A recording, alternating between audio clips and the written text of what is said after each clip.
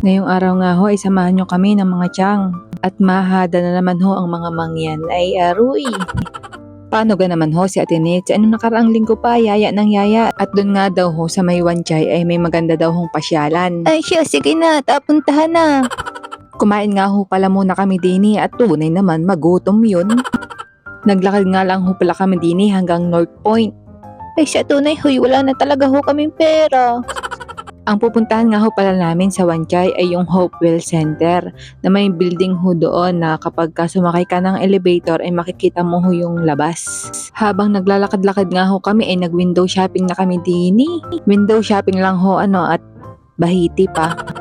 Nagparini din nga ho pala kami sa mga outlet ng branded na mga damit at sapatos. Dini nga ho pala rin sa Warpo Road dito sa North Point. Ay magparin na ho kayo at sale pa. Ay nagtingin-tingin nga lang ho kami din at wala naman kaming pambili. Pagkatapos nga ho namin magtingin-tingin din ay nag-tram na kami at talaga namang nagareklamo na yung tuhod ko. Pagsakay nga ho namin din sa tram ay awan baga naman ho at bakit anong saya namin din anong tutuwa.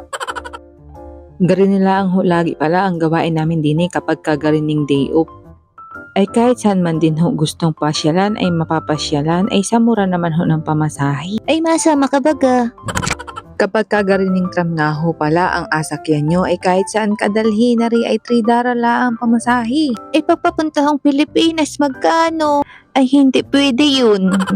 Pagkababa nga ho namin dini ay minadaanan kaming mga pusa dini ay pagka cute naman na rin. Ibaling iuwi na. Ay habang inatingnan ko man din ho yung mga pusa dini, aba ang mga tiyang nakapag window shopping na agad, ay aroy! Ay pagkamumura nga ho ng mga bilihin dini, dini na nga ho pala yan sa Wanchay, ay baka ho kayo maligaw pa, isisiin nyo pa ako. Ay nanay, tingnan pa rin mga anak nyo at nagkakagulo pa sa charger nyo. Andin na nga ho pala kami sa Hopewell Center, kami nga ho pala ay umakyat dyan sa 2nd floor. Tapos nga ho ay nag-elevator kami dyan pababa. Gawa nga ho nang nandun yung elevator papunta dun sa apuntahan namin. Ay intindihin nyo na lang Ay first time nga din ho pala na mapupuntahan namin aring lugar na ari. Magdikit!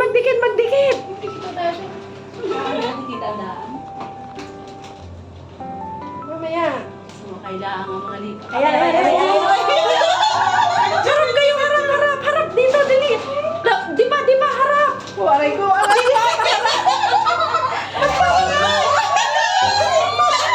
Huwag kayo maingay. Ay sa sobrang tuwa ho man din namin din ay hindi na ho namin alam kung anong agawin. Ay habang naandini pa ho sa Hong Kong ay enjoyin na lang ho Yun nga ho pala yung inatawag nila na 56th floor elevator. Pagkatapos nga ho ay nagyayaan na rin kaming umuwi at magdidilim na. Dini nga ho pala sa Hong Kong garini ang mga street food. Dumaan nga lang ho pala kami dini at bumili. Ay siya kami ho ay mauwi na. Bye!